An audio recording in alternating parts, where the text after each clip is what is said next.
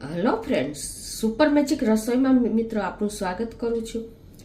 આજે હું શિવરાત્રી સ્પેશિયલ આપણે એકદમ ફરાળી વાનગીની રેસીપી તમારી સાથે શેર કરું છું, જે એક બેટરમાંથી આપણે 3 વાનગી બનાવશું અને એટલી સરળથી બનશે કે બધાને નાના મોટા સૌને ભાવશે। ઈનો કે આપણે સોડાના ઉપયોગ વગર એકદમ ઉપરથી ક્રન્ચી અને અંદરથી સોફ્ટ એવી આપણી આ રેસીપી તૈયાર થશે। તો હવે ઇન્ગ્રેડિયન્ટ પણ તમને બતાવી દઉં કે મેં 1 કાચા બટેટાને ખમણી લીધું છે, જે 1 કપ આપણે થાય છે। સામે 1 કપ મેં આ સાબુદાણા લીધા હતા, એમાંથી 1 કપ પાણી નાખીને અને મેં 2 કલાક પલાળ્યા હતા, એટલે આટલી કન્સિસ્ટન્સી એકદમ જો કોરી થઈ ગઈ છે। અને કદાચ પાણી રહે ને તો તમારે એને નિતારી લેવાના। અને એની સામે મેં આપણે સામો 1 કપ મેં લીધો છે, એને પણ પીસી લીધો છે મિક્સર જારમાં। અને પોણો કપ જેવો આપણે માંડવી શેકીને માંડવી મગફળીના દાણા એનો પણ મેં અધકચરો ભૂકો કરી લીધો છે। અને આપણે ધાણા ભાજી છે, લીંબુ છે, મરચી છે, અને આપણે જે આ પેસ્ટ મેં બનાવી છે લીલું ટોપરું, મરચું, ધાણા ભાજી અને દહીં નાખીને, અને આપણે સિંધાલું મીઠું લેશું। તો બનાવવાનું ચાલુ કરીએ।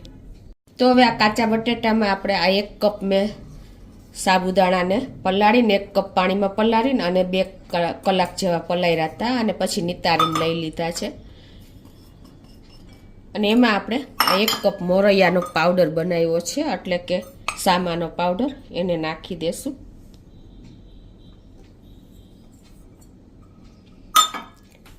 ટેસ્ટ એકોર્ડિંગ મીઠું નાખશું। ટેસ્ટ એકોર્ડિંગ 1 ટીસ્પૂન જેવું મીઠું।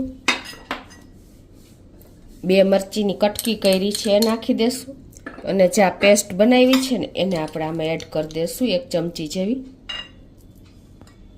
એમાં મેં 2 તીખા લીલા મરચાં, 1/4 કપ ટોપરું, લીંબુ, દહીં, બધું મીઠું, ખાંડ નાખીને ધાણા ભાજી નાખીને આ પેસ્ટ બનાવી છે।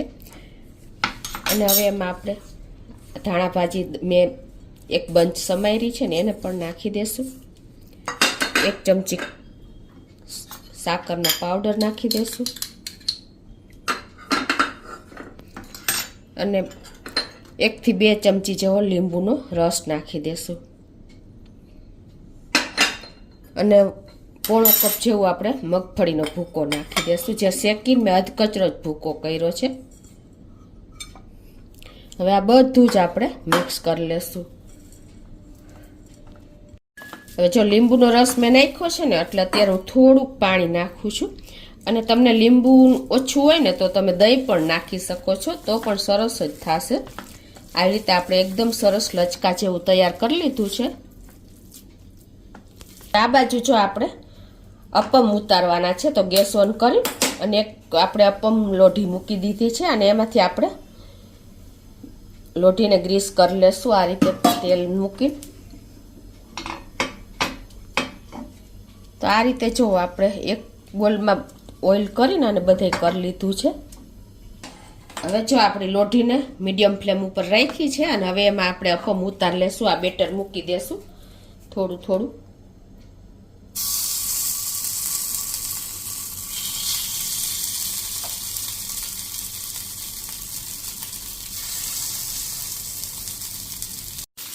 આ રીતે આપણે અપમમાં બેટર મૂકી દીધું છે, અને આ ઢાંકી દેશું, એટલે આને આપણે તૈરા વગર એકદમ સરસ આપણા ભજીયા તૈયાર થશે, ફરાળી ભજીયા।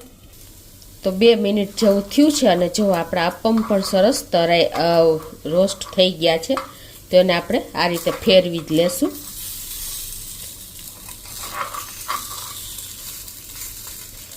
અને ઉપરથી આપણે થોડું થોડું તેલ પણ જરૂર હોય તો નાખી દેવાનું।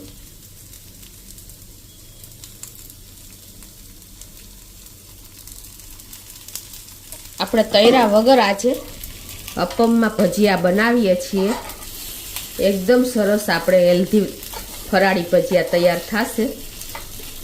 તો આ રીતે આપણે હજી 1-2 મિનિટ પાછા ટર્ન કરીને થવા દેશું। તો આપણા ભજીયા રેડી થઈ ગયા છે, ફરાળી ભજીયા। તો ગેસ બંધ કરી દેશું અને એને આપણે એક પ્લેટમાં લઈ લેશું। તો જો એકદમ હેલ્ધી એવી આપણે ફરાળી આઈટમ રેડી છે। તો આ રીતે જુઓ આપણા ફરાળી ભજીયા રેડી થઈ ગયા છે। આપણે આ જ બેટરમાંથી બીજી રેસીપી શેર કરશું, એટલે કે ફરાળી આઈટમ ભજીયા બનાવશું. તો આમાં અત્યારે મેં 1 ચમચી દહીં નાખી દીધું છે. ઢીલું કરવું હોય તો તમે કરી શકો છો. અને હવે એને આપણે આ બાજુ મેં તેલ પણ ગરમ કરવા મૂકી દીધું છે અને આપણું તેલ મીડિયમ ફ્લેમે ગરમ થઈ ગયું છે. તો આ રીતે આપણે ભજીયા ઉતારી લેશું.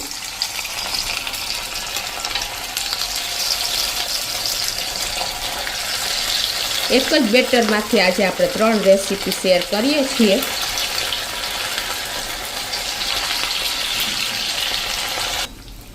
આ રીતે આપણે 2 મિનિટ એને ફ્રાય કર્યા છે. તો આપણા ભજીયા પણ રેડી થઈ ગયા છે. એકદમ ઉપરથી ક્રન્ચી અને અંદરથી સોફ્ટ એવા આપણા ભજીયા રેડી છે. તો આ રીતે આપણે ઉતારી લઈએ બીજા ભજીયા. આપણે નોનસ્ટિક લોઢી મૂકી દીધી છે અને ત્રીજી આપણે આઈટમ શેર કરું છું. તો એને પહેલા આપણે આ રીતે ગ્રીસ કરી લેશું તેલથી. તો આપણી લોઢી પણ ગરમ થઈ ગઈ છે અને આ બેટર જો આપણું હજી જે બાકી રહ્યું છે ને એનાથી આપણે ફરાળી પુડલા ઉતારી લેશું. તો તમારે જેવડી સાઈઝનો પુડલો ઉતારવો હોય ને એ પ્રમાણે તમારે આ રીતે એને થેપી દેવાનો છે.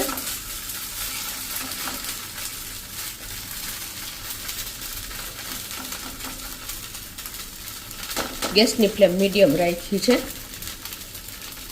લોઢી પ્રમાણે તમે એકી સાથે 2-3 જેટલા ઉતારવા હોય એટલા ઉતારી શકો છો.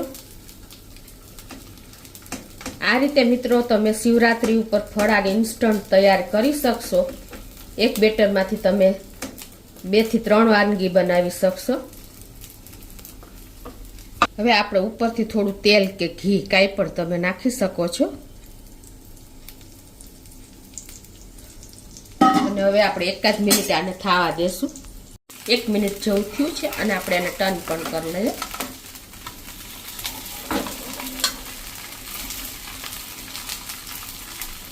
તો આ રીતે જો આપણે 3 થી 4 મિનિટ થઈ છે અને બે સાઈડ આપણે ટર્ન કરીને અને પુડલાને પણ રોસ્ટ કરી લીધા છે. તો એને આપણે એક પ્લેટમાં લઈ લેશું. મિત્રો આવી આપણે શિવરાત્રી ઉપર ફરાળી વાનગી મળી જાય તો બીજું શું જોઈ. એકદમ ટેસ્ટી અને હેલ્ધી એવા આપણા પુડલા રેડી છે.